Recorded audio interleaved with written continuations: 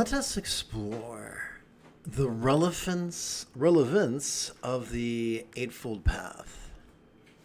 This morning's lesson is drawn from a good-hearted question found on Reddit.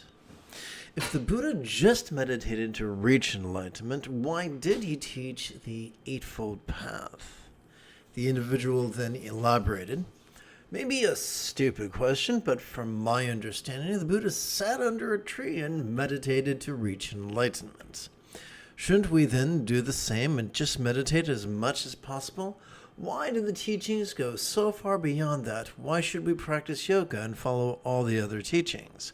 And what is the basis for all the other teachings beyond just meditating if they are not what the Buddha did to reach the enlightenment, which is the ultimate goal from my point of view?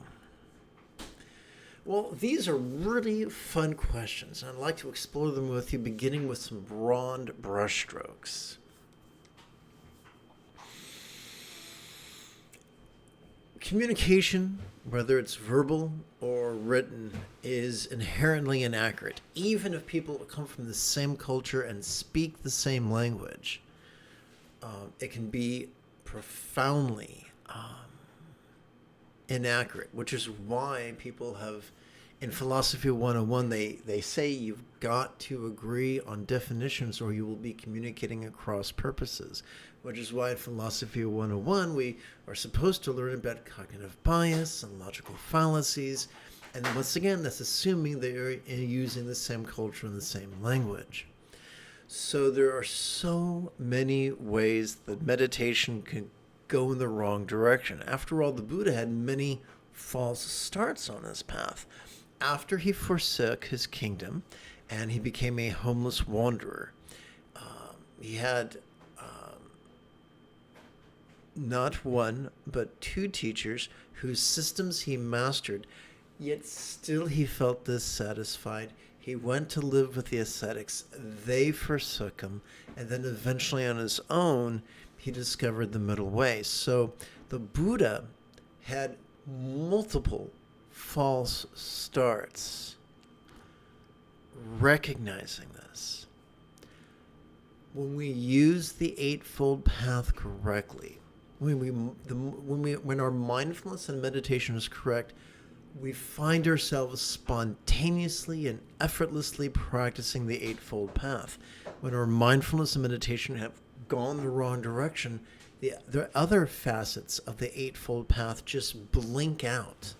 And so we can use the Eightfold Path as a barometer or some sort of a spiritual GPS.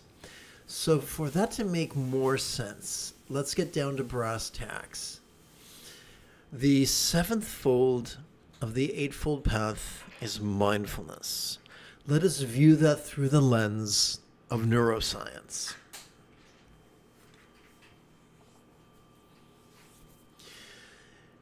Every time we inhale, whether we know it or not, we are accessing our sympathetic nervous system.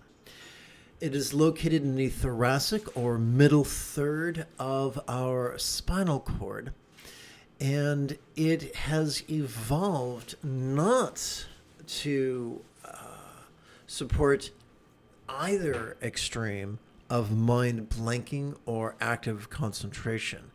Instead, it has evolved to support perception, and for us to practice perception vulnerably, passively, viscerally, and randomly. We never feel as vulnerable as when we're naked, which is why this meditational archetype, or the figures comprising this meditational archetype, are depicted as naked, to remind us of this type of vulnerability that facilitates our perception of sights, sounds, sensations, flavors, scents, and the like. Which also facilitates our perception of emotions, intentions, thoughts, memories, and imaginings. Now, not everything that we can perceive is the same.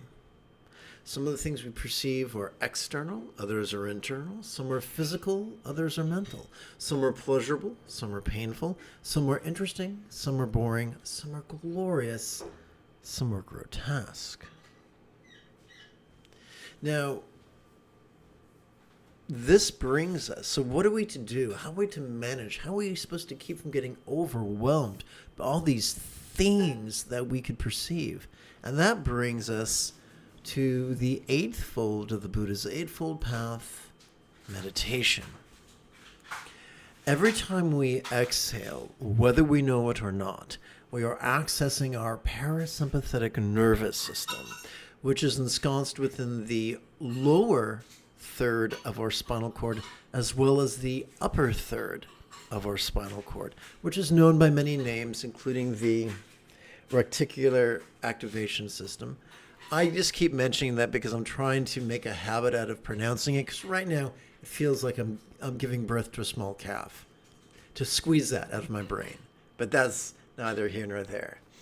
Every time we exhale, thanks to our parasympathetic nervous system, we are wired for both physical relaxation as well as mental release. Now, this might seem like small potatoes.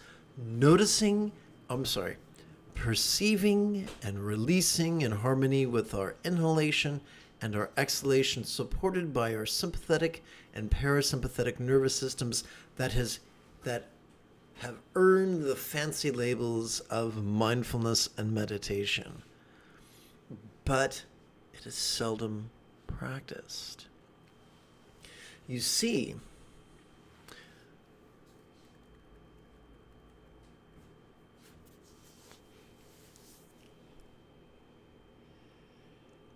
Sturgeon's Law reminds us that 90% of everything sucks, but not in the fun, tingly way.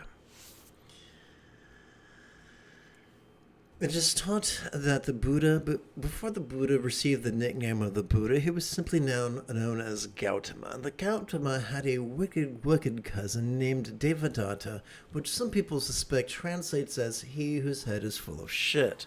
Now, good old Devadatta thought it would be a wonderful idea to be rigid, fearful, superstitious, controlling, elitist, cryptic, competitive, and cruel. And a lot of people agree with him, except the Buddha, who felt it was much better to be flexible, loving, rational, laid back, egalitarian, lucid, cooperative, and kind. So you got a bunch of people running around just like Devadatta, and they are just drawn, like just as moths are drawn to porch lights. People who are traversing the path of Yang, the path of patriarchy, the path of Devadatta, are drawn to positions of prestige and power and authority.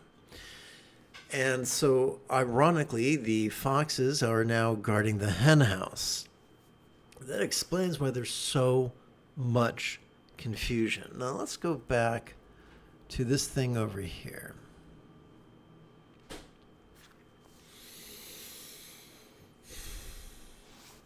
Most people,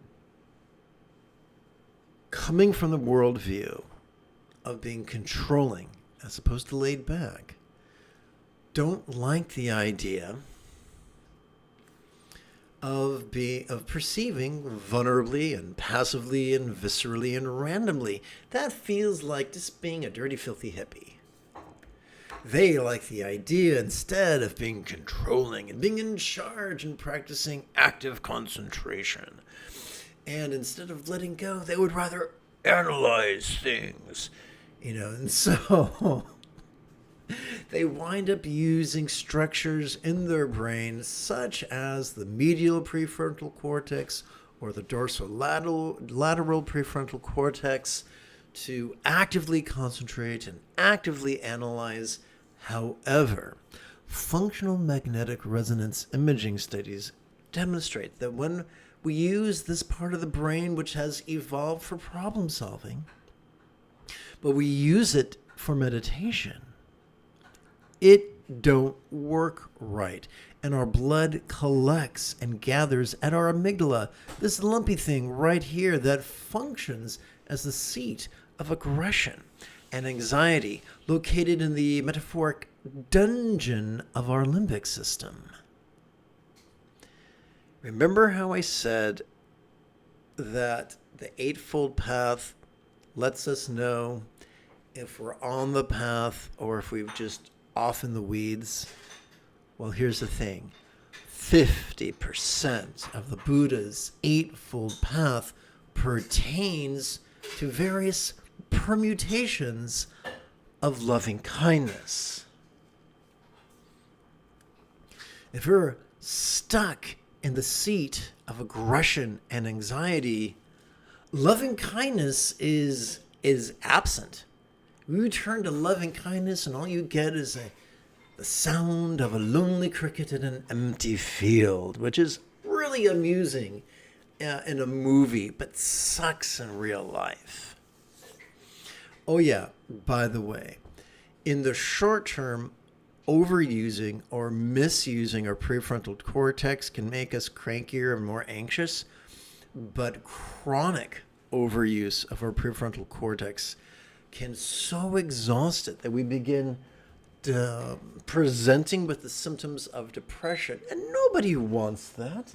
People don't turn to mindfulness and meditation because they think, there's a real surfeit. There's a real lack of terror and rage and despair. I think I will sit in an uncomfortable position on a hard surface and make it worse.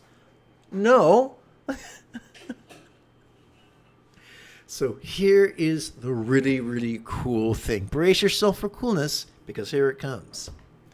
When instead of relying on the brain structures that are necessary for active concentration and active analysis, instead of that, when we rely upon our sympathetic nervous system and our parasympathetic nervous system to simply notice and release, our blood shifts from our amygdala, our cranky, anxious amygdala, to this thing right here that kind of looks like a catcher's mitt. This thing that the big kids describe as the anterior cingulate gyrus.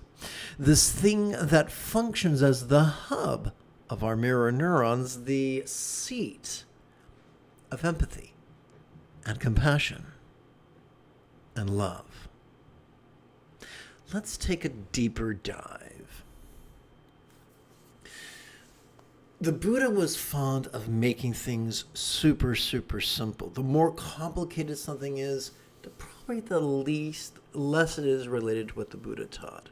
So the Buddha found that all facets of human experience could be explained in terms of the four bases of mindfulness: the circumstantial, the physical, the interpersonal, and the mental. And all these four things can be applied to loving kindness, or vice versa. Loving kindness can be applied to the four bases of mindfulness. Let's do that right now. The second fold of the Buddha's Eightfold Path is known by the lofty name, or sometimes translated as right aspiration. But that's just a fancy way of saying wishing love, or simply mental morality. We are already wired for empathy and compassion and love. And the more we meditate and practice meditation and mindfulness correctly, the more easily we practice this. In fact, I'd like to explore this a little bit deeper, if I might.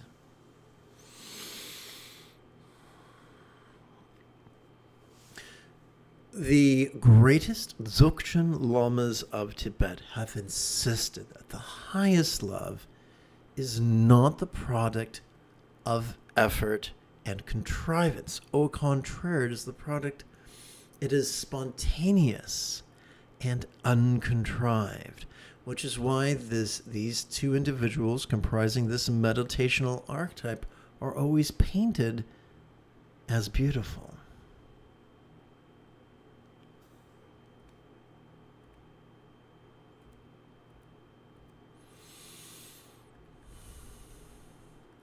So the more our meditation and mindfulness are on track, the more we will find ourselves wishing others well. We won't have to force it.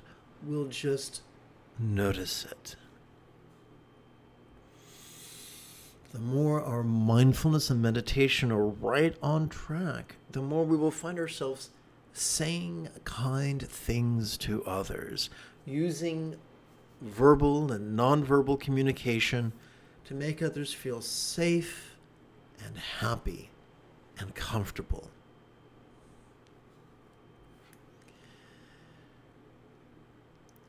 The great Karma Chakme Rinpoche of Tibet insisted that the essence of all the hundreds of vows of morality, all the facets of the Pratimoksha vows, simply boil down to nonviolence. Good old Einstein is said to have quipped that any educated idiot can make things more complicated, more difficult, and more violent, but that it takes a lot of courage and a little bit of genius to move in the opposite direction. So people who are controlling, elitist, I think I missed something. People who are rigid, fearful, controlling, elitist, cryptic, competitive, and cruel are always going to find ways to make the path more complicated and more difficult.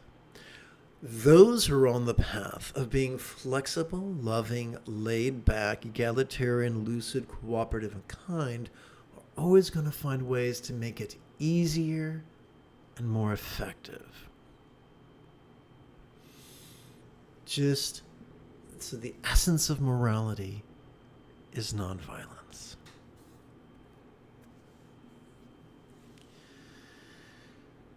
The fifth fold on the Buddha's eightfold path is kind commerce, or at least that's how I translate it. Kind commerce. What could that look like? Well, it means we don't act like a Karen and scurry about the countryside trying to get people fired. We don't act like a Chad, stomping and snorting and trying to drive other concerns out of business. It means we replace our competitiveness and cruelty with cooperation and kindness. And so the second, third, fourth, and fifth folds of the Buddha's Eightfold Path are all about loving kindness. But what about centered spontaneity? So it's good that how are we supposed to know what the kind thing to emote is, what the kind thing to wish is, what the kind thing to say is, what the kind thing to do is, what the kind strategy to take is? And this is where centered spontaneity comes in, which is the sixth fold of the Buddha's Eightfold Path, also known as effortless effort. So let's explore how that works. So we've already discussed how our parasympathetic system is so wired that during each exhalation, we are set up for physical relaxation and mental release. Let's take a deeper look at that. Every time we relax into our exhalation, whatever we noticed during our previous inhalation could feel, at least momentarily, less solid, less graspable, less defining. Every time we relax into our exhalation, whatever we noticed during our previous inhalation could feel as non-graspable as a vast empty void. Any good English teacher will remind us that a simile is only as useful as it is relatable. So, what is a real-world example of a non-graspable vast empty void? How about the illusion of the infinite azure sky on a bright and beautiful cloudless morn, which, although could be tantalizing to the eye, is non-graspable to the hand. And now we know why This archetype of meditation is depicted as being translucent and is not graspable as a rainbow. That's all very nice. But what's that got to do with center? What's that got to do with knowing what the kind thing to choose or say or do is? Simple. This individual, the color of the azure sky, appears to be passively savoring tantric union. This symbolizes the centeredness that comes from mindfulness and meditation. This gal, the color of a cumulus cloud, who appears to be actively sporting a tantric union, symbolizes spontaneity. Once again, you put them together and what do you get? Well, you don't get contrivance and you don't get scattered spontaneity. You get centered spontaneity, which is the effortless byproduct of the mindfulness and meditation that comes from cooperating with our sympathetic and our parasympathetic nervous systems. And let's dig a little deeper. Our brains are a lot like Urkel, clever but clumsy. And so we're really good at tripping over our own feet, aren't we? However, like Urkel, our brain has a heart of gold. And if we ask it to silently and mentally recite the demonstrative pronoun this during the inhalation, it will. And it'll wind up cooperating with our sympathetic nervous system. Similarly, if we ask our brain to silently and mentally recite the one-syllable verb ease during the exhalation, it will. It'll wind up cooperating with our parasympathetic nervous system. So, through this simple act of sitting sustainably and silently and mentally gently guiding our will with the silent and mental recitation of these words in harmony with our inhalation and exhalation, we find ourselves not only traversing but mastering the path of mindfulness and meditation. Guided by so let's take this another step further. The more that our choices, utterances, and deeds flow with the effortless effort of love's centered spontaneity,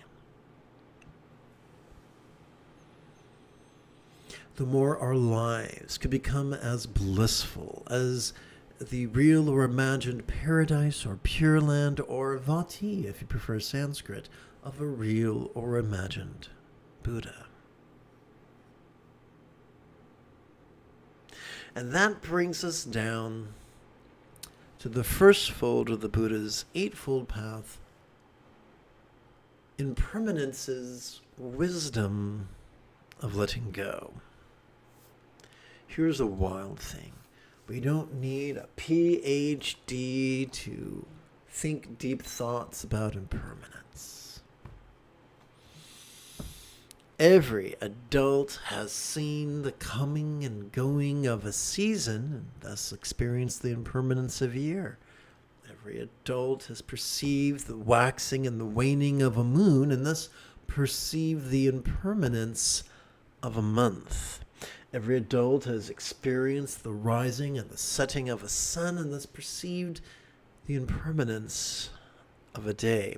Even now, we can rest our fingertips upon our upper chest. We can feel it swell. We could feel it sink.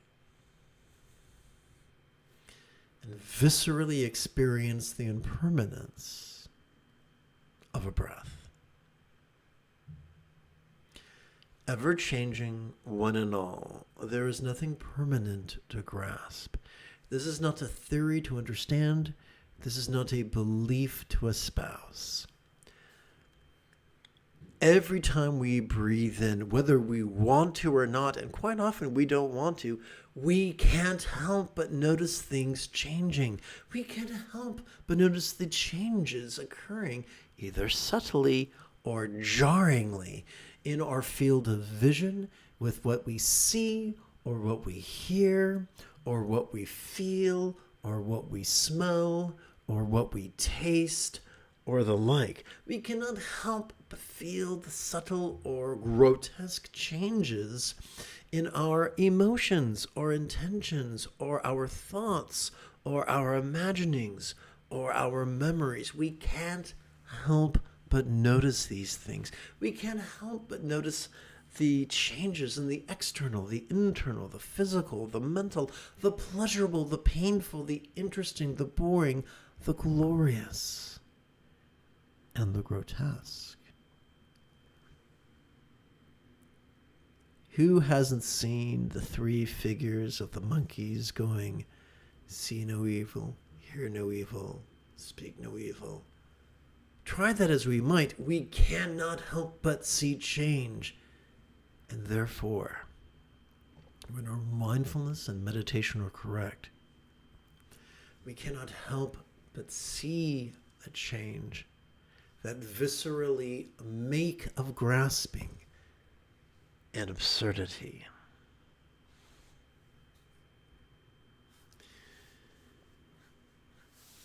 People. Sturgeon's Law reminds us that 90% of everything sucks, and not in the fun and tingly way, including meditation teachers.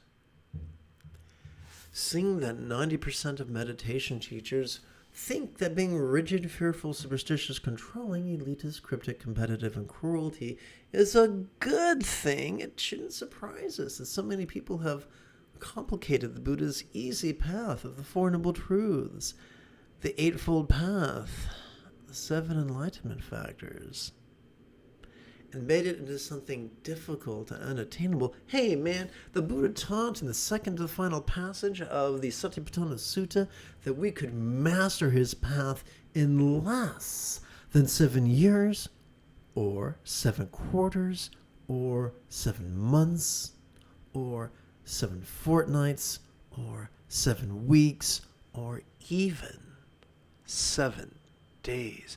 And yet we have tin-plated dictators with delusions of godhood insisting that it's going to take you a length of time equal to the creation, sustenance, and dissolution of 3 universes. The Buddha said he could do it in a week. What are these poop heads on about?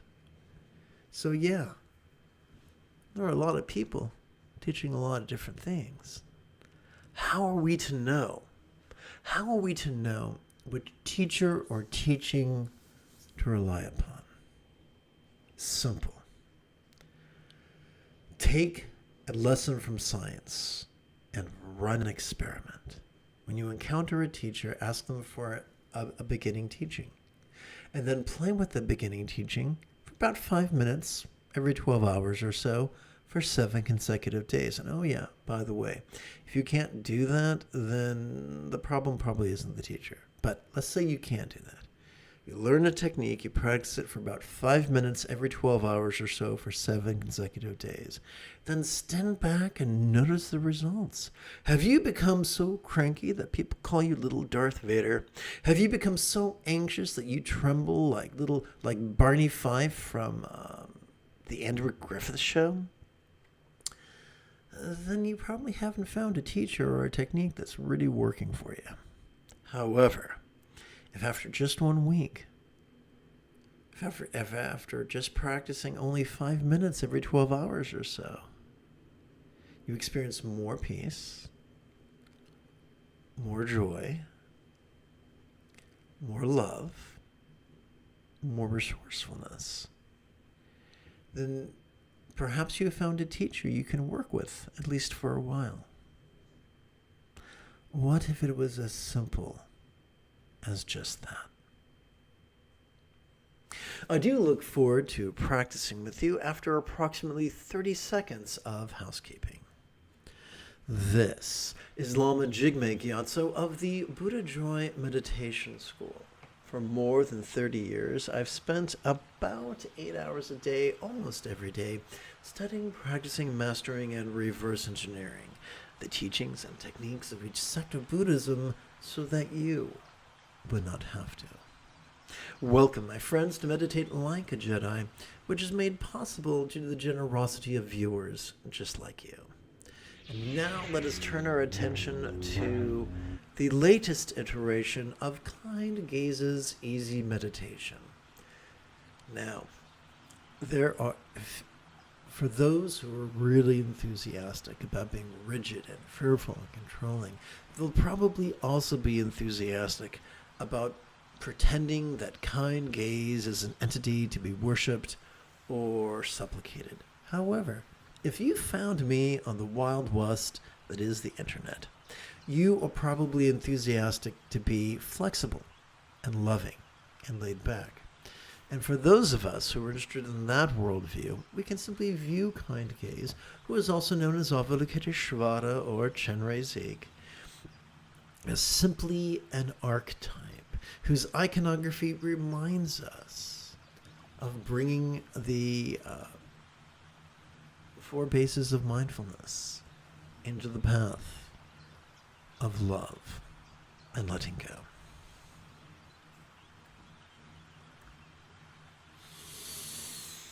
Excuse me.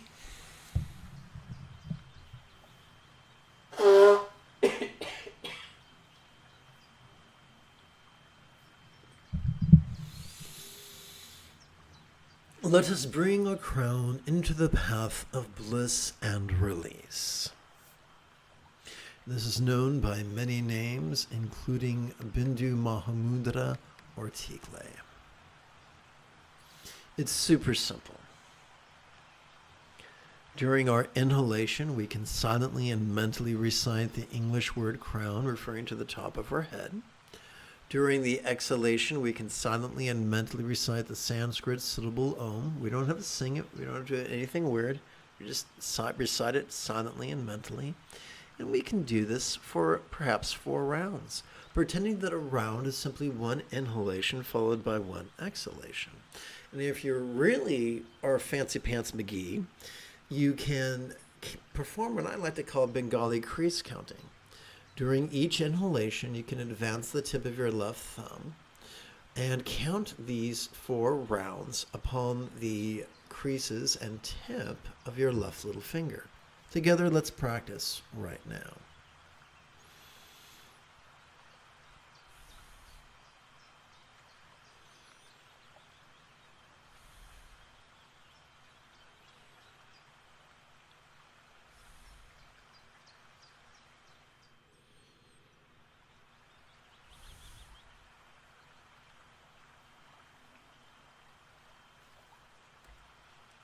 And now let us bring whatever we spontaneously notice into the path of awareness and release.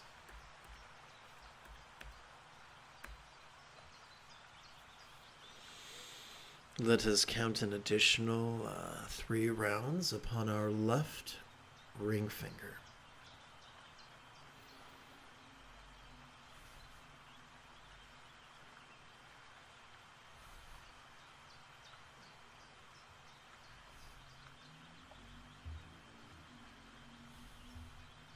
Let us count an additional 3 rounds upon our left middle finger.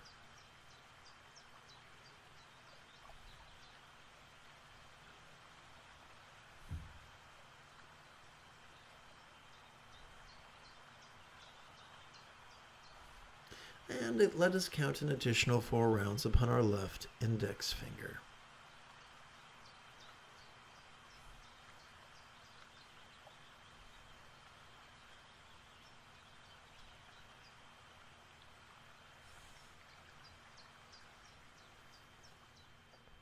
Congratulations, you've learned how to count to 16 upon the 4 fingers and 1 thumb of your left hand.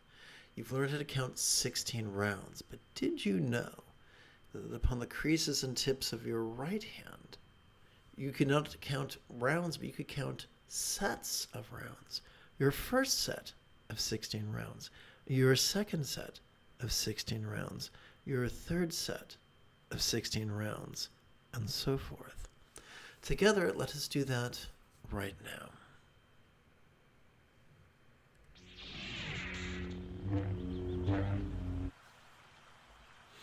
And although I've lifted my hand in the air like I just don't care, it's more ergonomically sound to rest our hands in our lap, whether or not we are sharing that lap with our tantric partner.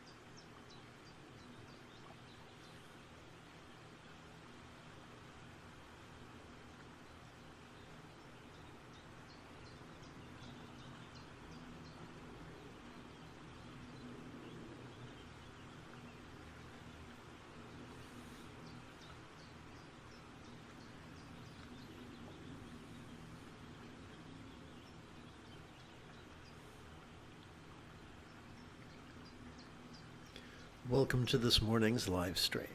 The moment you have a specific question about Buddhist chanting, Buddhist meditation, Buddhist philosophy, or how to apply them, simply type your question in great detail in the chat window. During our inhalation, we could silently and mentally recite the demonstrative pronoun this, thus facilitating perception. During our exhalation, we could silently and mentally recite the one-syllable verb ease, facilitating release.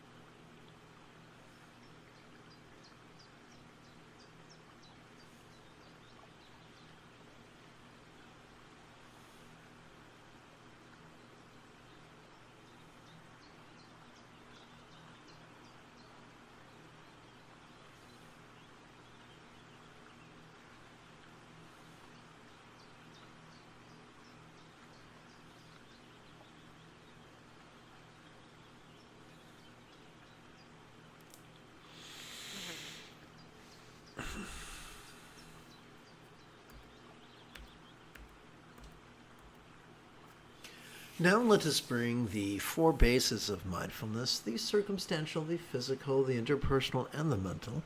Let us bring the four bases of mindfulness into the practice of love and release, known by many names, including Tandara Mahamudra, or Tokal's leap over the confusion of jealousy.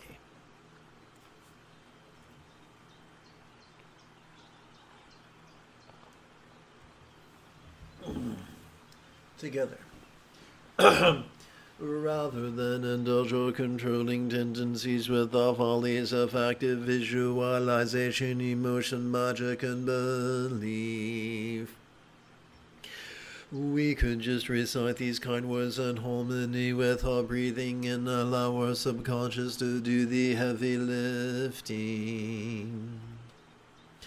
Let us sidestep the rigidity that confuses metaphors for statements literal, and relax into the flexibility that savors the chance explaining metaphors as similes. I invoke the wish of healing, Mani, jewel of love, and the purifying baby lotus of letting go. Supplicating with whom may love and letting go be mastered by all. Whoops, that was a mistake, my goodness. May all minds of all beings know be as peacefully enlightened as the mind of a real or imagined Buddha, symbolized by a tikle, one syllable seed or bija mantra. So here's the trick. As we breathe in, we silently and mentally and passively recite the 6-syllable synopsis of this bit right here. During our exhalation, we physically relax as best we can while striving to chant this 6-syllable mantra 8 times per breath. Now, please, if this is your first time, give yourself permission to have a learning curve. Om mani mimi yung, om mani mimi yung, om mani mimi yung, om mani mimi yung, om mani mimi yung, om mani mimi yung, om mani mimi yung, om mani mimi yung, om mani mimi yung, om mani mimi yung, om mani mimi yung, om mani mimi yung, om mani mimi yung, om mani mimi yung, Mani mimi yung, mani mimi yung, om mani mimi yung, mani mimi yung, om mani mimi yung, mani mimi yung, om mani mimi yung, mani mimi yung, om mani mimi yung, mani mimi yung, om mani mimi yung, mani mimi yung, om mani mimi yung, mani mimi yung, om mani mimi yung, mani mimi yung, om mani mimi yung, mani mimi yung. May all relationships, all speech of all beings now be as joyfully loving as a real or imagined Buddha's communication symbolized by the 6-syllable mantra.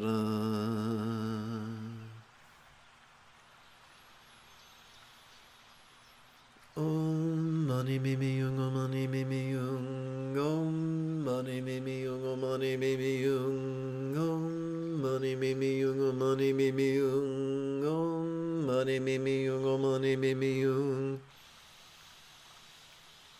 om mani mimi yung, om mani mimi yung, om mani mimi yung, om mani mimi yung, om mani mimi yung, om mani mimi yung, mani mimi yung, mani mimi yung, om mani mimi yung, mani mimi yung, om mani mimi yung, mani mimi yung, om mani mimi yung, mani mimi yung, om mani mimi yung, mani mimi yung, om mani mimi yung, mani mimi yung, om mani mimi yung, mani mimi yung, om mani mimi yung, mani mimi yung, om mani mimi yung,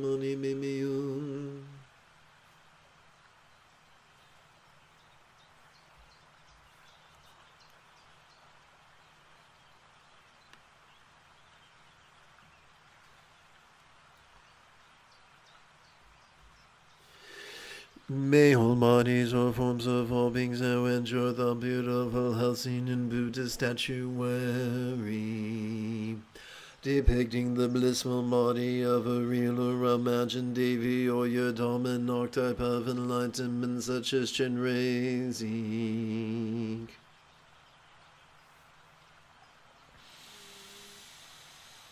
Om Mani Mimi Yung Mani Mimi Yung Om Mani Mimi Yung Mani Mimi Yung Om Mani Mimi Yung Mani Mimi Yung Om Mani Mimi Yung Mani Mimi Yung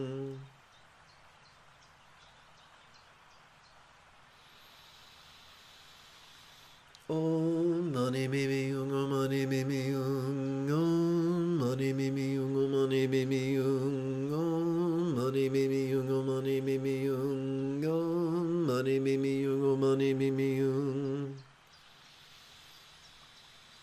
Om Mani Mimi Yung Mani Mimi Yung Om Mani Mimi Yung Mani Mimi Yung Om Mani Mimi Yung Mani Mimi Yung Om Mani Mimi Yung Mani Mimi Yung Om Mani Mimi Yung Mani Mimi Yung Om Mani Mimi Yung Mani Mimi Yung Om Mani Mimi Yung Mani Mimi Yung Om Mani Mimi Yung Mani Mimi Yung May all circumstances or lots of all beings now have the good fortune or boon. As a Buddha's real or imagined paradise, pure land or Vanti.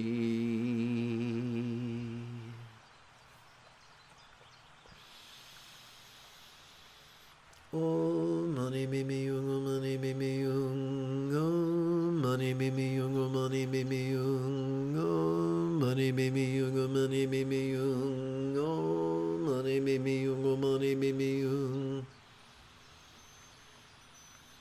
Om Mani Mimi Yung Mani Mimi Yung Om Mani Mimi Yung Mani Mimi Yung Om Mani Mimi Yung Mani Mimi Yung Om Mani Mimi Yung Mani Mimi Yung Om Mani Mimi Yung Mani Mimi Yung Om Mani Mimi Yung Mani Mimi Yung Om Mani Mimi Yung Mani Mimi Yung Om Mani Mimi Yung Mani Mimi Yung Om Mani Mimi Yung Mani Mimi Yung Om Mani Mimi Yung Mani Mimi Yung Om Mani Mimi Yung Mani Mimi Yung Om Mani Mimi Yung Mani Mimi Yung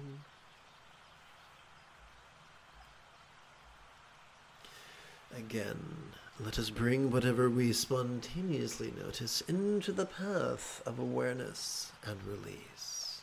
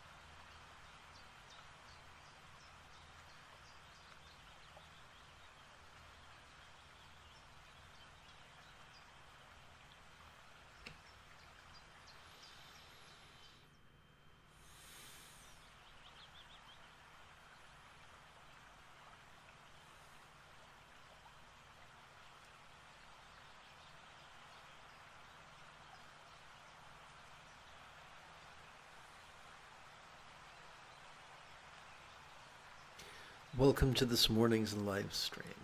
The moment you have a question about Buddhist chanting, Buddhist meditation, Buddhist philosophy, or their application, simply type your question in great detail in the chat window. Until then, this might be helpful.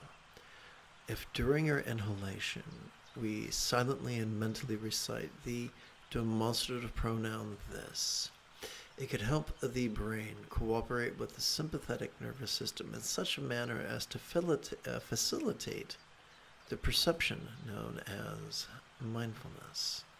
And if during our exhalation we silently and mentally recite the one-syllable verb ease, it could help our brain to cooperate with our parasympathetic nervous system that facilitates the release known as meditation.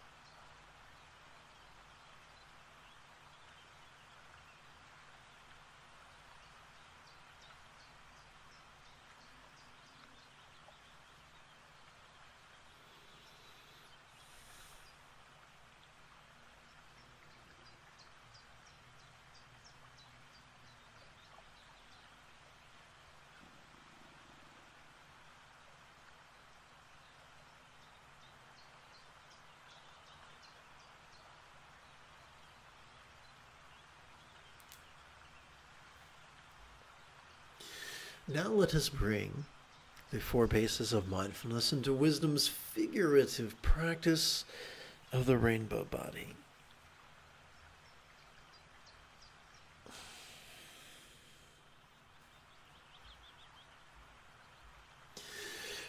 All visible circumstances or lots could be as impermanent and interdependent as if they could blissfully melt into rainbow light that could delightfully absorb into this body or form. Notice how we're not rigidly asserting impermanence and interdependence, merely exploring the possibility. Notice again how we use the verb melt as a metaphor of impermanence and the verb absorb as a metaphor of interdependence. The way butter might melt into your hot waffle straight out of the toaster.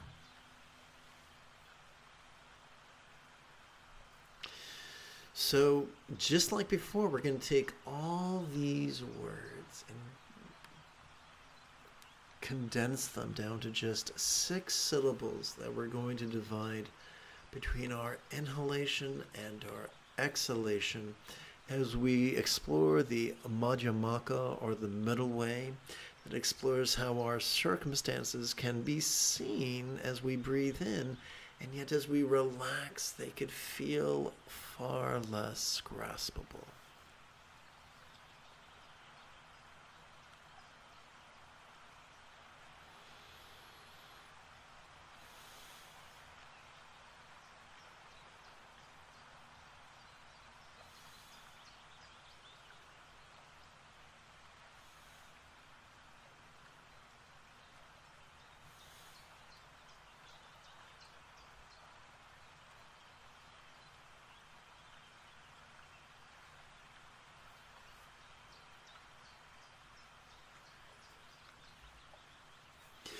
All sensual bodies or forms could be as impermanent and interdependent as if they could blissfully melt into rainbow light that could delightfully absorb into this communication or speech.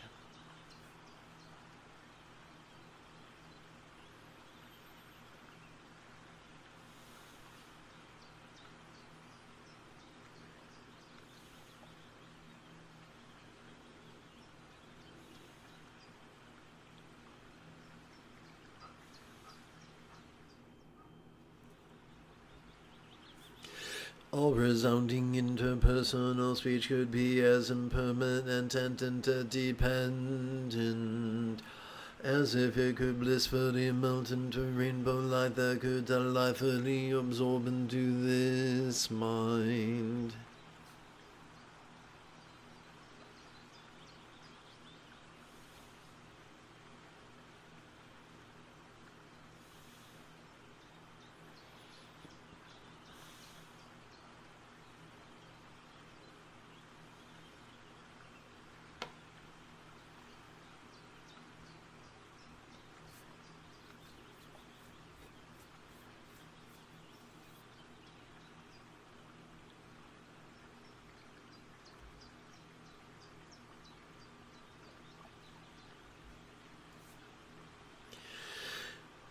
All lucid minds could be as impermanent and interdependent as if they could blissfully melt into rainbow light that could delightfully absorb into our vast empty void.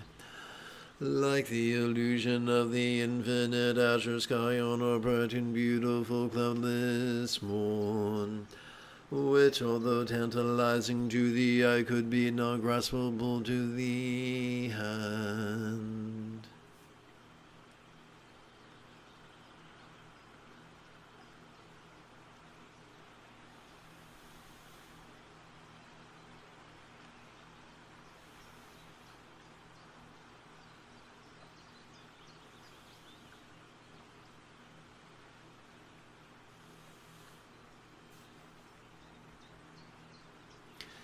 And we come now to our third set of bringing whatever we spontaneously notice into the path of awareness and release.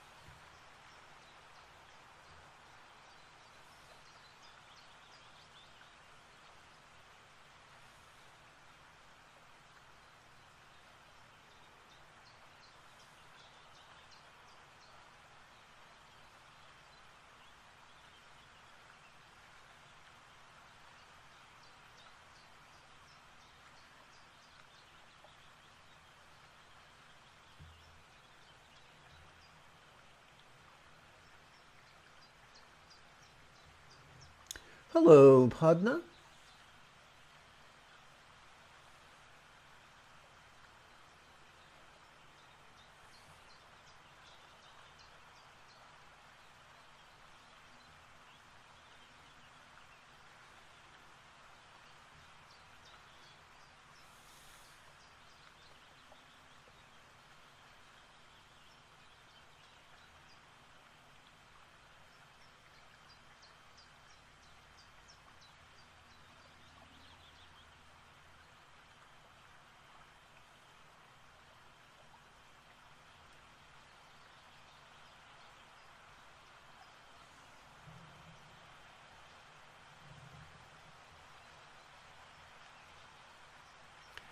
Why, thank you.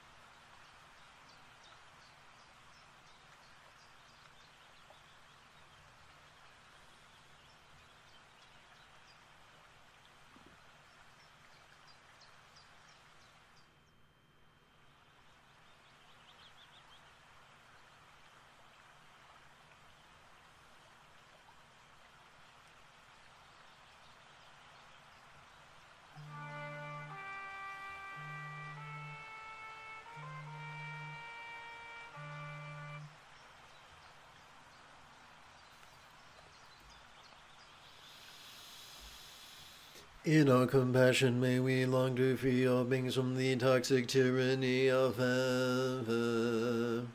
Hating, craving, and clinging, metaphorically known as the three mental poisons.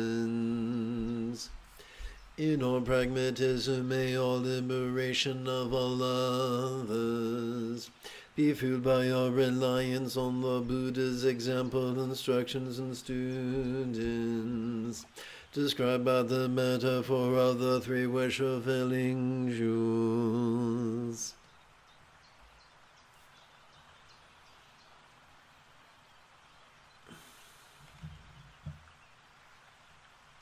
So having sat for the better part of 75 minutes, you might find it terribly refreshing to join me for some Tibetan-style Buddha bowing.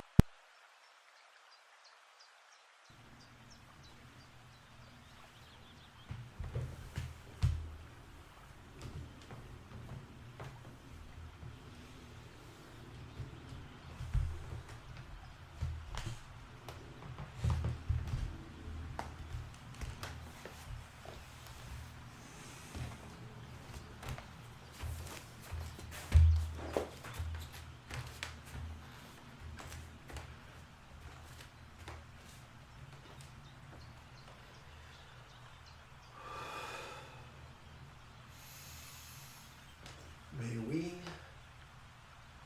free all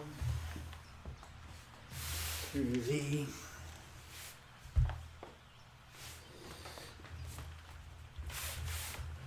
Three jewels. May we free all through thee.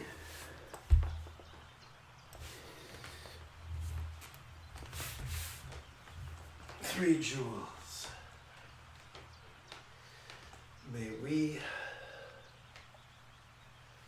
free all through thee.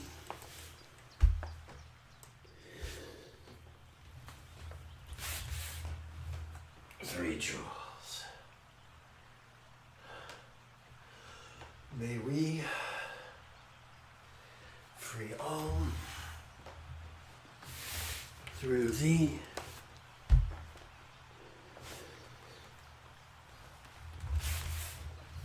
Three jewels.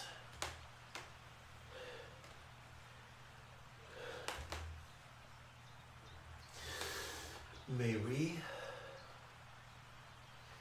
free all through thee.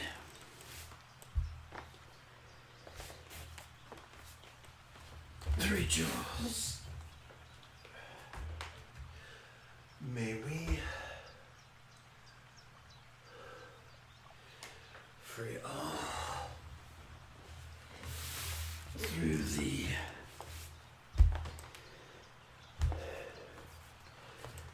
Three jewels.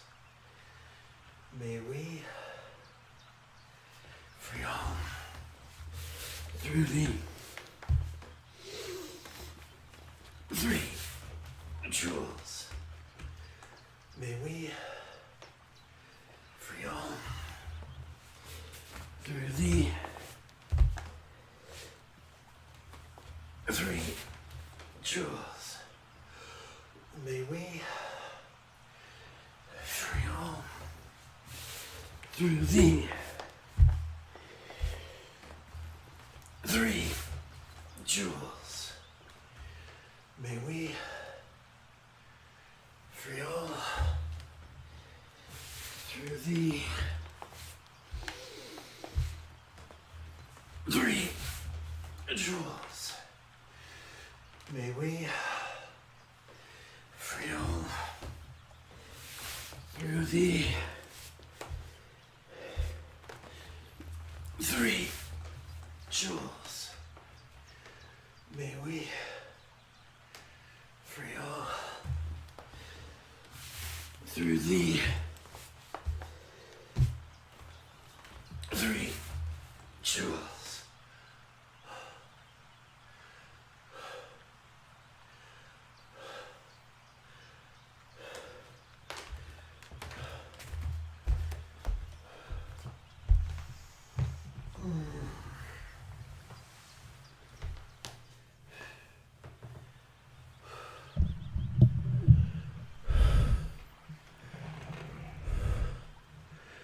Well, that was exciting.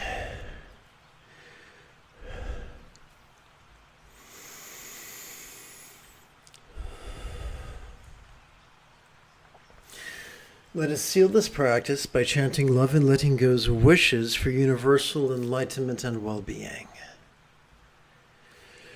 May all minds of all beings lucid yet void no be as enlightened as a Buddha's mind symbolized by a one-syllable bija. May all speech of all beings resounding yet void no be as loving as a Buddha's speech symbolized by a multi-syllable mantra. May all forms of all beings sensual yet void no be as healthy as a Yidam archetype depicted in Buddha's statuary. May all lots of all beings appearing yet void no be as fortunate as a pure land of law represented in Buddhist paintings.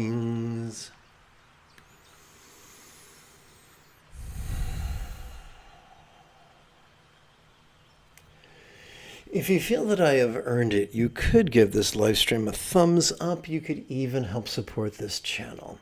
In approximately 9 1/3 hours, I would very much like to return to lead today's evening meditation class and group practice. And if you are as geeky as me, may the Force be with you always.